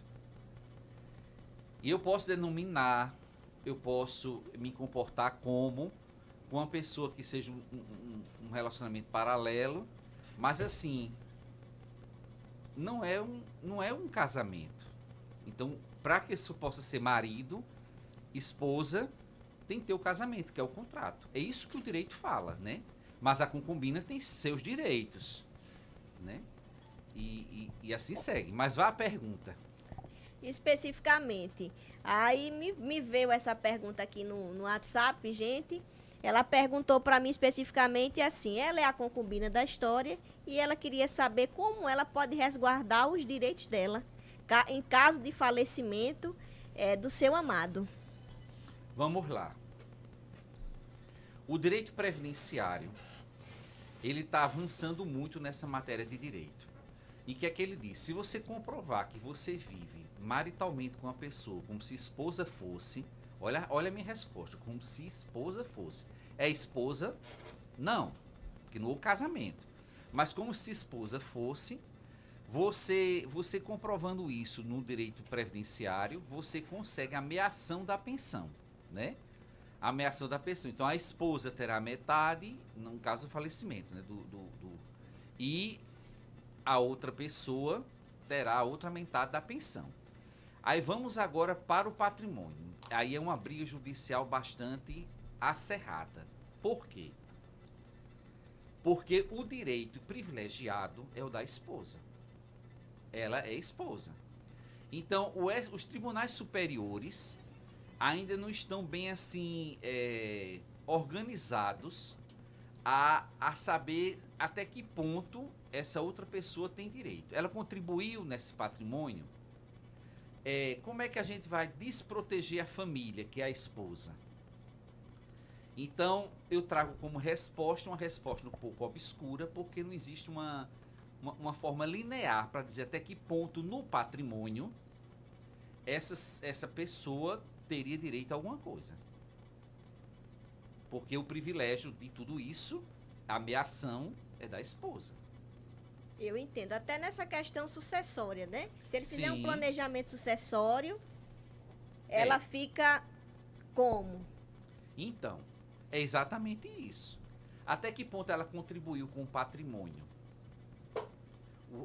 O homem é casado, subentende-se, que o direito fala isso, que ele construiu o patrimônio com quem? Com a esposa, né?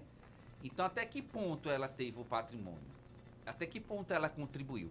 Que é diferente do filho da outra pessoa, o filho é herdeiro.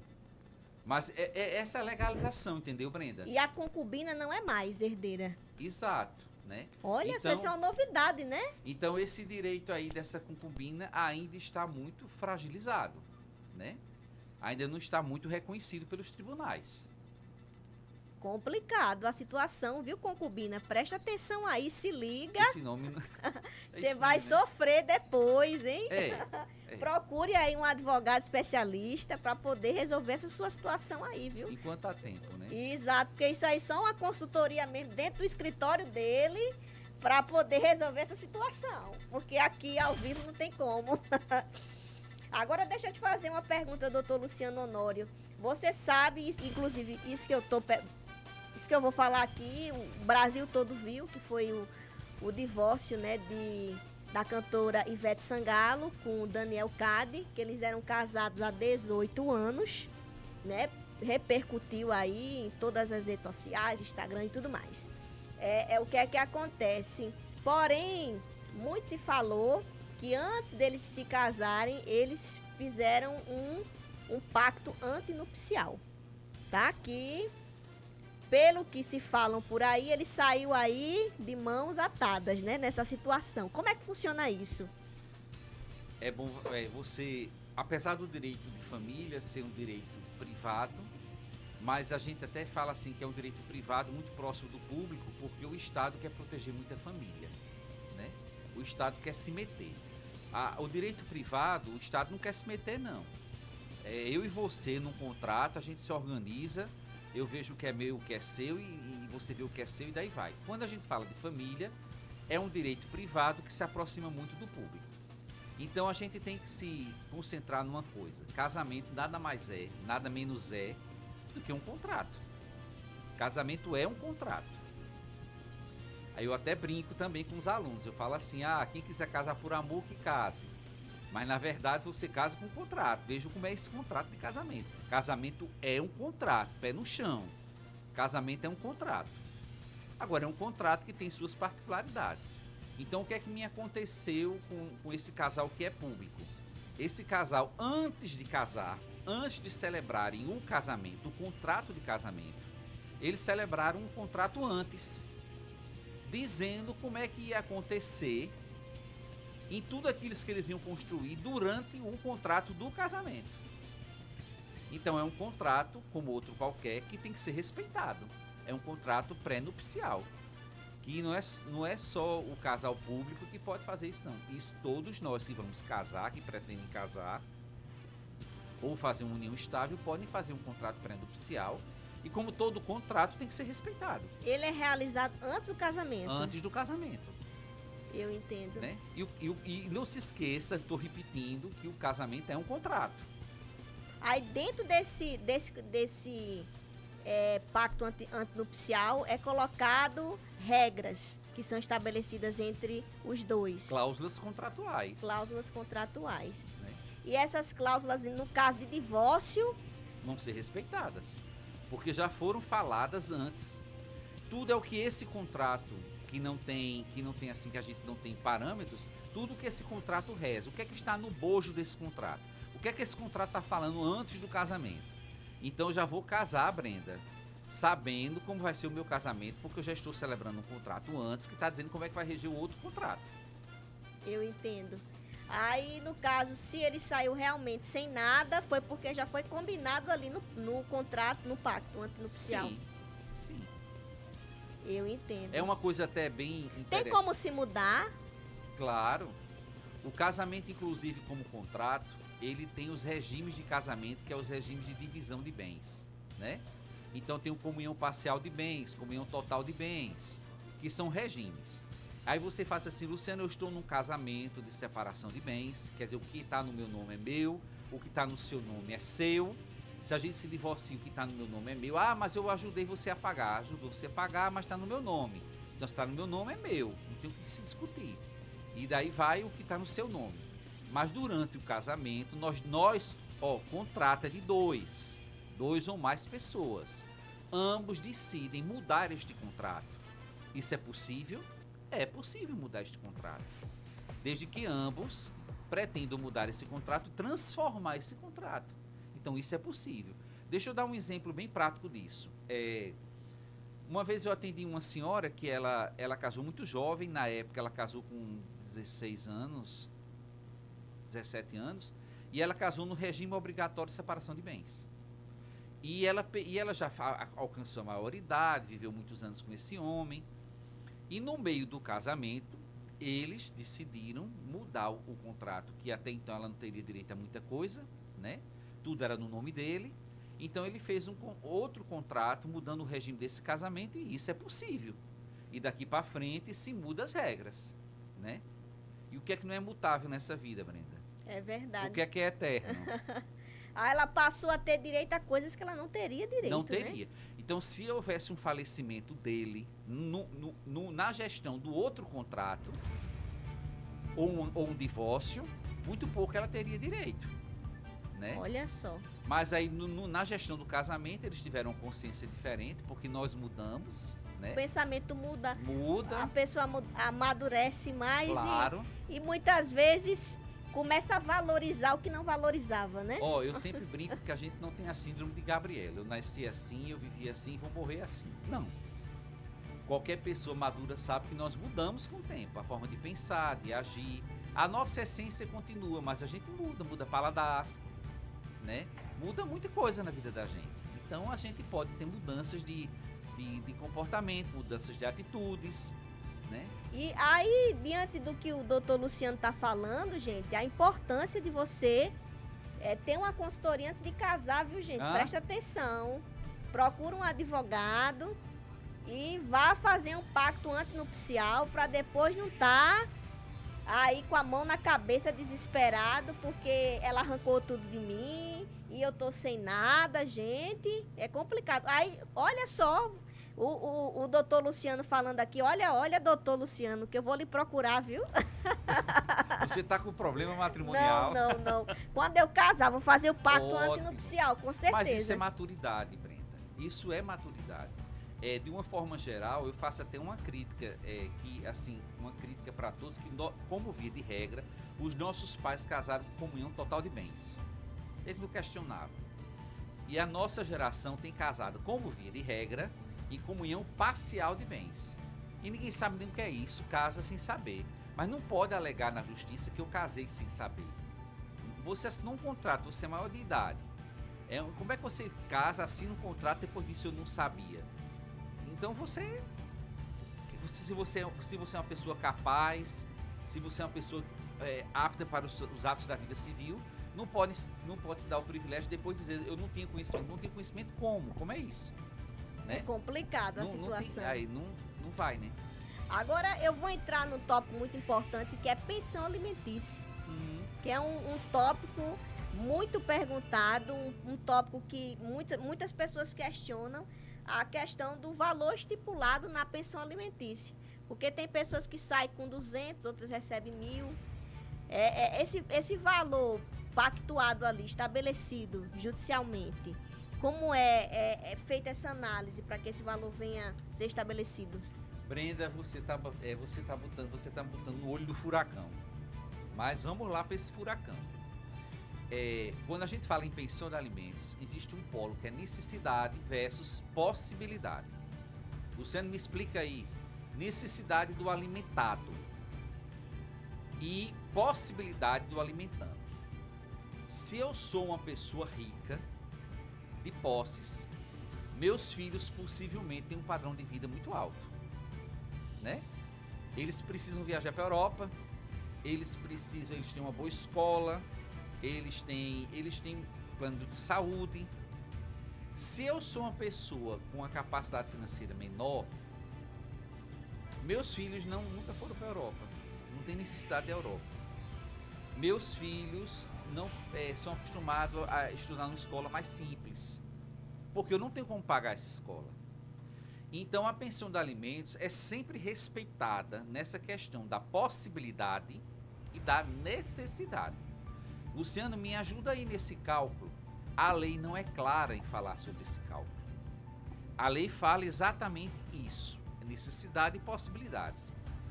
Porém, aqui na Paraíba, dentro dos tribunais, tem se colocado um costume de se dar para cada filho 10% do que o alimentante pode dar, que eu tenho como salário. Então, se eu ganho R$1.000, eu tenho que dar 10% a esse meu filho como alimentos. Luciano, eu tenho 2 filhos, então se eu tenho 7 filhos, o magistrado está dando em média 30% do que o pai ganha. Luciano, isso é lei? Não, isso não é lei. Isso é um costume que está dentro dos tribunais. Se tem 2 filhos? Se você tem 7 filhos, você está dando no máximo 30%. Eu não estou afirmando, eu não estou dizendo que você não consiga 50%, 60%, mas de uma maneira geral, está saindo 30% do que o pai ganha. A partir de 2 filhos? A partir de 2 filhos. O porquê disso? Não se esqueça que o pai também tem que... A gente fala o pai porque geralmente quem dá a pensão é o pai, mas isso pode ser a mãe, né? Obviamente. Esse pai também precisa se alimentar, ter uma casa, ter vestimento. A família dele também, né? Tudo que consiste em uma pessoa. Não é justo eu dar tudo que eu ganho. Então eu dou tudo que eu ganho e eu fico com o quê? Eu vou viver como? Aí que eu lhe questiono, doutor Luciano. No caso, se o pai ficar desempregado, existe uma ação chamada exoneração de pensão ou regulamentação de pensão. A regulamentação de pensão, olha, não é uma ação de alimentos, ela não transita em julgado. Ah, Luciano, pelo amor de Deus, não complica a minha vida aí não. O trânsito em julgado, gente, é uma decisão que não pode ser mudada, né? Não pode, porque o juiz determinou e ficou. Com alimentos não acontece isso. No divórcio, se eu faço uma separação dos bens, transita em julgado. O que ficou para mim, ficou para mim. O que ficou para você, ficou para você. Já os alimentos, guardas e visitas, não é assim. Porque a qualquer tempo pode mudar a situação. Vamos dizer que eu pague que eu ganho R$1.000, daqui a 2 anos eu passo a ganhar R$15.000. Não teve uma modificação da minha situação? Eu não tenho condições de pagar mais pensão do que eu pagaria, do que eu estava pagando? Então isso é uma ação de regulamentação de alimentos. Vamos para a visita. Eu tenho direito à visita. Vou visitar meus filhos. Mas às vezes que eu vou visitar meus filhos, eu tenho uma surra tão grande no meu filho que eu deixei ele de cadeira de roda. Então eu vou ter direito ainda de visitar esse filho? Não. Então vai se entrar com a ação de regulamentação de visita para que eu não possa mais ter a possibilidade de visitar esse filho ou ter essa visita de forma vigiada. O que é que eu quero dizer a você? Que alimentos, guarda e visita de menores podem ser modificados a qualquer tempo, caso haja modificação da situação. Eu não sei se eu estou me tornando claro, mas mudou a situação desse pai, dessa pessoa que alimenta, para essa pessoa do alimentado. Uma suposição, o menino está numa situação mais grave de saúde. Os gastos com essa criança aumentaram, então mudou a situação. Então a gente tem que provocar a justiça para que o alimentante possa pagar mais, para que possa suprir necessidades dessa criança. Interessante demais, por isso que é importante sempre. A gente sabe, gente, que tem a Defensoria Pública da assistência aí, mas de forma gratuita, tá? Porém, gente, é muita demanda para a Defensoria Pública. Eu estagiei 2 anos lá, eu sei. É um como caos. Estagiário aprende muito, né? Eu aprendi muito lá, foi uma escola para mim. Porém, o que é que acontece? É muita demanda para pouca gente, tá? Então, a Defensoria Pública realmente carece de um concurso público, com certeza, para ter novos servidores ali auxiliando. Mas, hoje em dia, tem um advogado, gente, de família, especialista, tá? Que vai te dar essa consultoria diferenciada, personalizada, para te dar garantia aí do seu direito. É importantíssimo, tá bem? Você procurar profissionais competentes, e que tem realmente conhecimento como funciona o negócio. Não é o famoso clínico geral. O clínico geral também serve, porque no início, muitas vezes você faz um pouco de tudo, mas quando você se especializa, o negócio fica mais garantidor para você. Voltamos daqui a pouquinho, tá? Daqui a pouquinho do apoio cultural. Fica aí.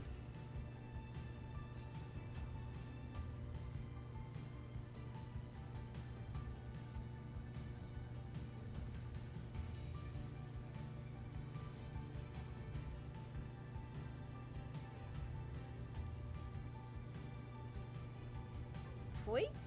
Quantos minutinhos?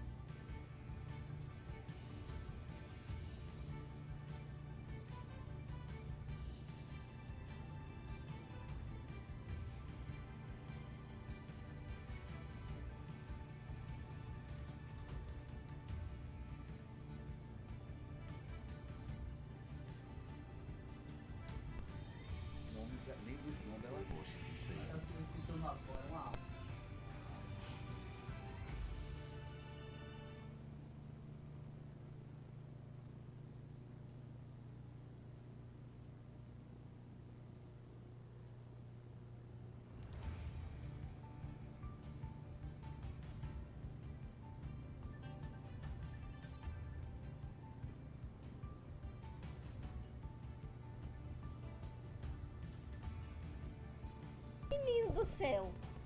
Homem bom. Que bom. Bom nada, tá desesperado aí. Quantos filhos? 2 filhos. Mas é a cor que ele fez, né? Porque não é bem assim, não. É complicado ali, misericórdia. Às vezes o homem paga a pensão amigo para passar em divórcio. Mas já divorciou, né? Dá pra mudar, né? Ah, menino do céu. E ela é complicada, a mulher dele ficou com tudo, E com você tudo. já viu uma ex-mulher? Eu não vou falar não, porque vai que sai no rádio.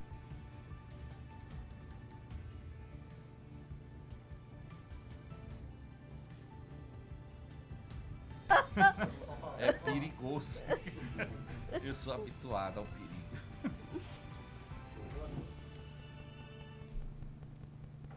Fala, pessoal, boa tarde.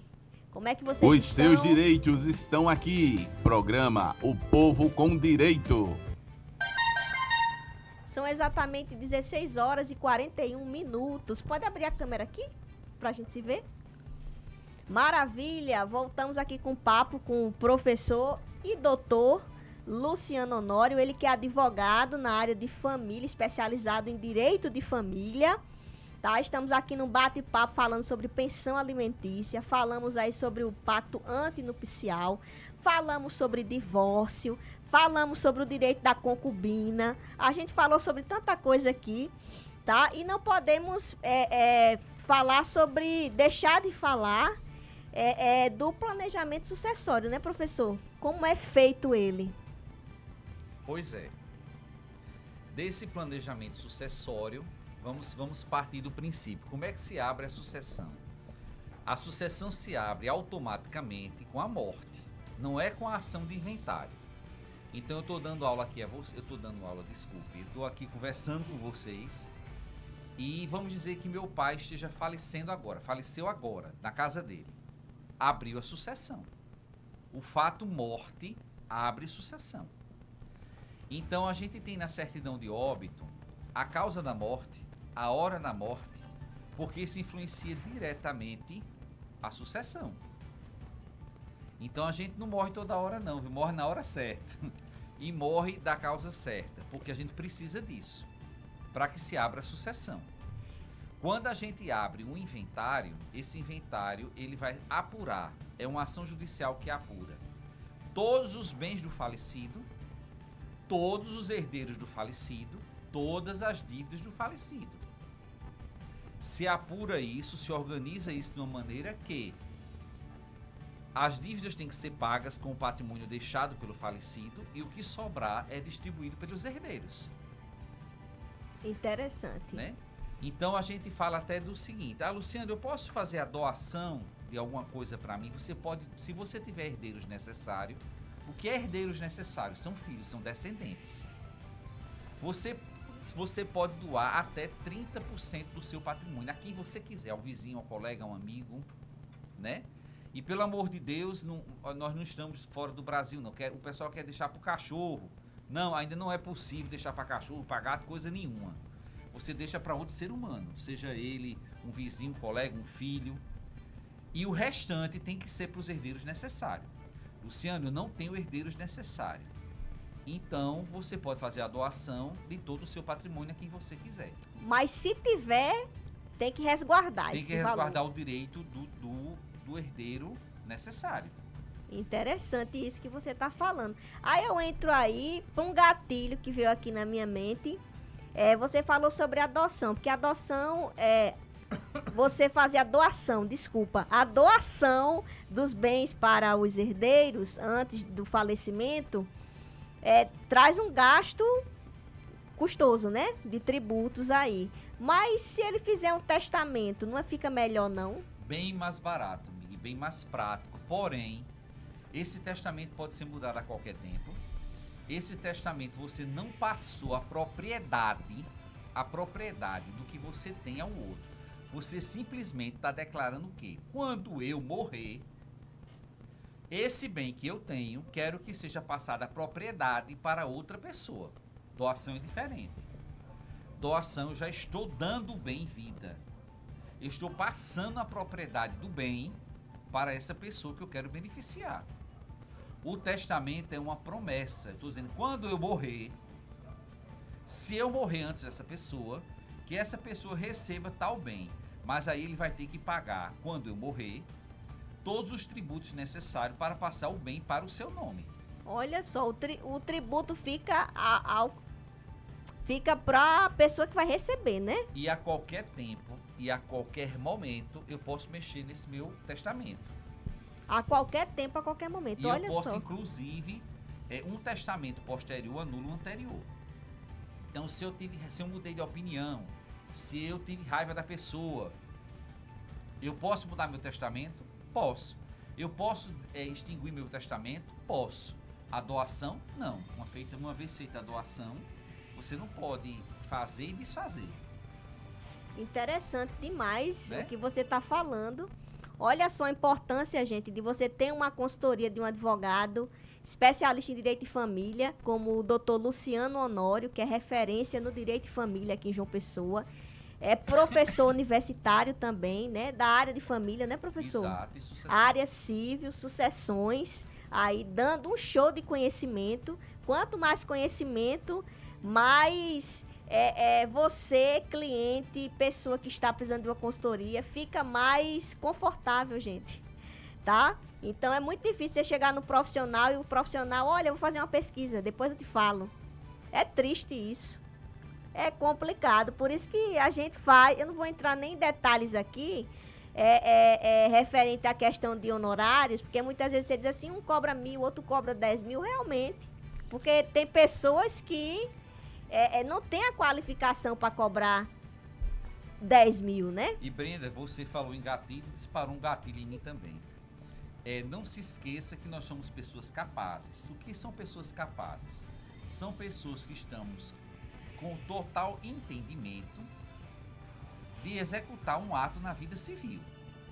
Então, quando você faz esse ato, não tem como dizer eu me arrependi, ou até tem, mas você vai ter que arcar com as consequências, e não tem como você voltar atrás, não é? Interessante demais.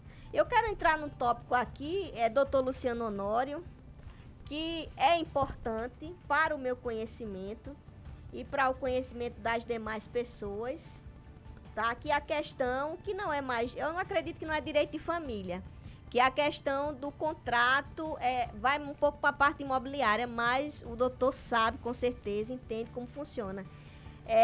A questão do contrato de gaveta, quando você compra um determinado imóvel, esse contrato de gaveta, ele serve para poder regularizar aquele imóvel? Olha só, Brenda, por si só, não. A gente vê muito isso, eu compro uma casa financiada pela Caixa Econômica Federal, eu compro e eu decido passar essa casa para você. Então a gente faz um contrato de gaveta, né? Porque eu não posso vender o que não é minha, a casa está financiada pela Caixa Econômica, ela só vai ser minha quando eu quitar essa casa. Na hora que eu quitar essa casa, eu vou ter a anuidade da Caixa e eu posso vender a quem eu quiser, e não é um contrato de gaveta. Eu estou vendendo o que é meu. Quando eu falo de uma casa financiada por um banco, pela Caixa Econômica, por um exemplo, eu não posso vender, mas eu vendo. Infelizmente isso acontece, né? Eu vendo essa casa e eu tenho um contrato de gaveta. Vamos lá. Se essa pessoa não pagar essa casa, a dívida é minha. A Caixa Econômica vai cobrar a mim. Se por falta de pagamento eu despejar, a Caixa Econômica vai despejar na minha pessoa, porque a casa me pertence. A Caixa não aceita esse contrato de gaveta. Ela não aceita essa transição.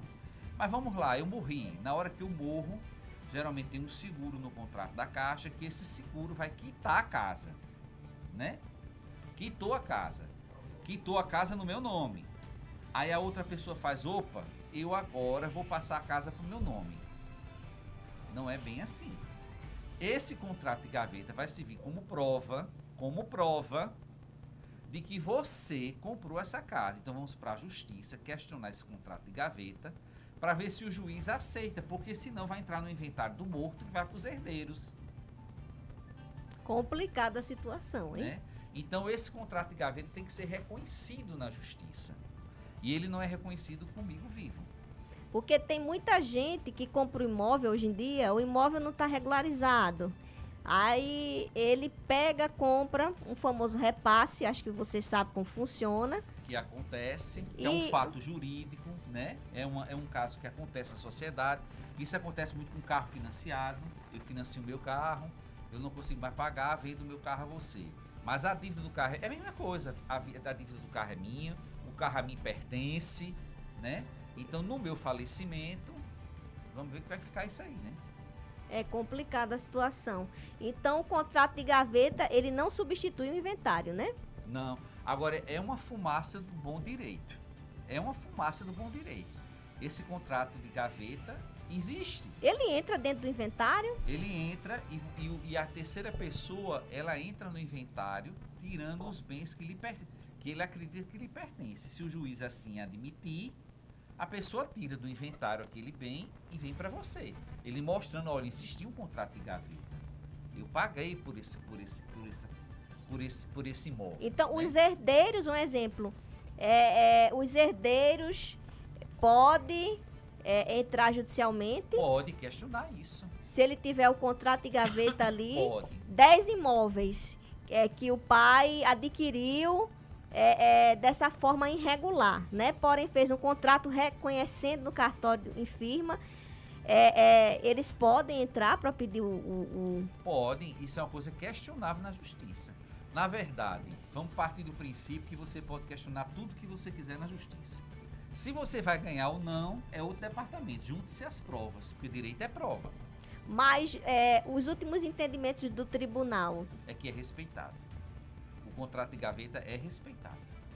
Quando é feito dessa forma, né? No cartório, tudo bem direitinho. Mas o cartório, Brenda, ele não vai registrar um contrato que, entre aspas, nasceu errado.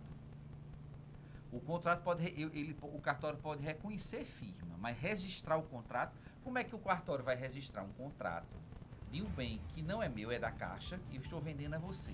O contrato, o cartório ele não vai reconhecer esse contrato. Mas você tem um contrato assinado por mim, reconhecido firma, é uma fumaça do bom direito. Eu entendo. Já é uma oportunidade dos herdeiros poder entrar para regularizar, né, aquele imóvel ali. É uma prova, né? É interessante demais. E aí que entra novamente a importância de um advogado especialista na área, gente, tá? Como o doutor Luciano Honório, que está trazendo conhecimento aí diferenciado. Realmente nem eu sabia, viu, doutor Luciano? Pois aprenda. Que foi uma aula, não sabia, gente, que o contrato de gavetas é uma fumaça do bom direito para o reconhecimento aí dos herdeiros. O herdeiro pode entrar judicialmente para rever esses imóveis para eles. Porque eu conheço muita gente que compra muitos imóveis por repasse. Sim. Muitos imóveis, muitos. Brenda, eu vou retroagir um pouco na história.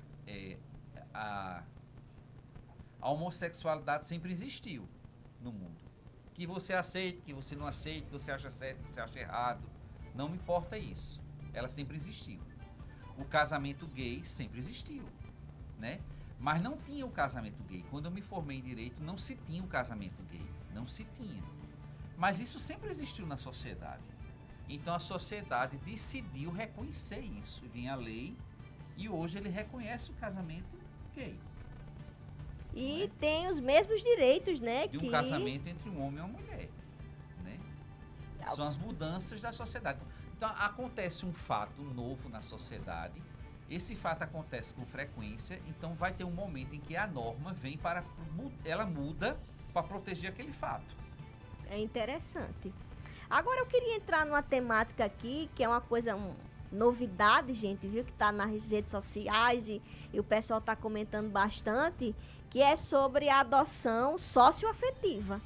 Que garante pensão alimentícia hoje em dia. Garante. Veja só. Isso é um avanço. Isso é um avanço do costume da sociedade. Por quê? Eu me caso com uma mulher, que essa mulher tem um filho. E esse filho cresce E esse filho me chama de pai, eu chamo ele de filho, ele cresce, a gente troca, a gente tem uma relação de pai e filho, mas eu não sou o pai dessa criança. Mas a gente tem uma afetividade muito grande, né? Então, hoje a lei permite que uma criança possa ter mais de um pai. Ele vai ter o pai biológico na certidão dele e vai ter o pai afetivo, né? Então a gente vê hoje crianças com mais de uma mãe, mais de um pai, diante dessa situação. E ele vem, e quando ele é reconhecido como uma criança socioafetiva, ele vai ter os mesmos direitos de uma criança legítima. Vai para a certidão de nascimento dele o meu nome, a paternidade, da mesma maneira de uma criança filha minha biológica. E no caso, se ocorrer o divórcio, E né? no divórcio, essa criança vai ter os mesmos direitos de uma minha criança biológica. Se ocorrer o divórcio e ele entrar judicialmente e justificar dizendo que não é o pai biológico daquela criança, que reconheceu ela como pai socioafetivo por questões pessoais ali dos dois, não tem como ele voltar atrás? Agora, Brenda, você está fazendo uma pergunta muito inteligente. Pelo seguinte, preste atenção. O meu filho biológico, eu tenho uma certidão de nascimento.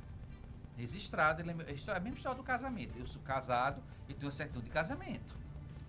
O filho biológico tem uma certidão de biológica, né? Certidão de nascimento, que eu sou o pai da criança. Quando a gente fala dessa criança socioafetiva, ela não tem. Então, ela precisa entrar na justiça para reconhecer essa filiação. Quando a justiça reconhece essa filiação, então ele vai ter uma certidão de nascimento semelhante à de um filho meu biológico. Ele passa a ser meu filho como se fosse biológico, com os mesmos direitos e deveres.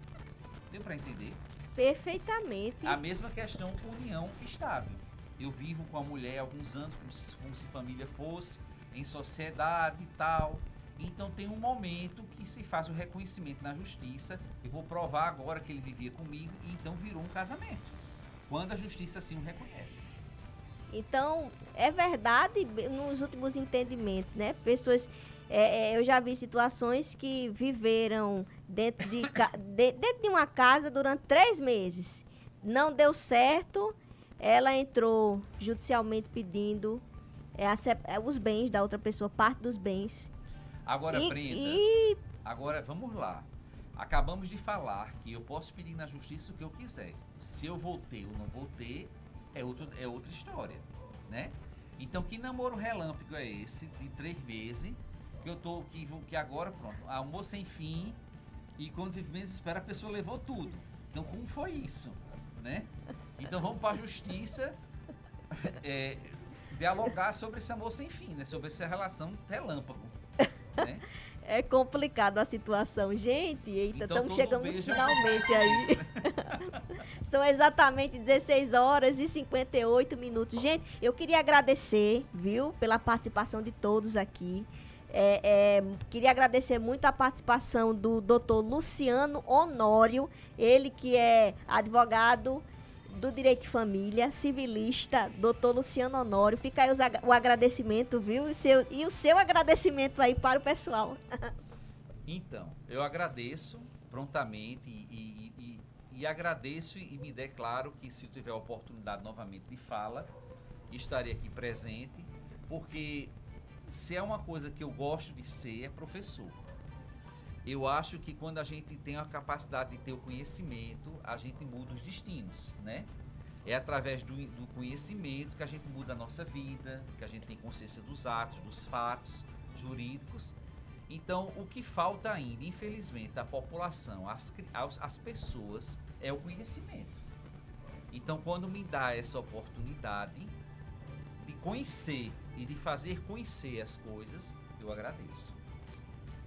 Fica aí o agradecimento do Dr. Luciano Honório e o meu agradecimento também ao Pedro Henrique Vanderlei. Que Deus abençoe vocês grandemente até quinta-feira, tá? Boa tarde. Tchau, viu?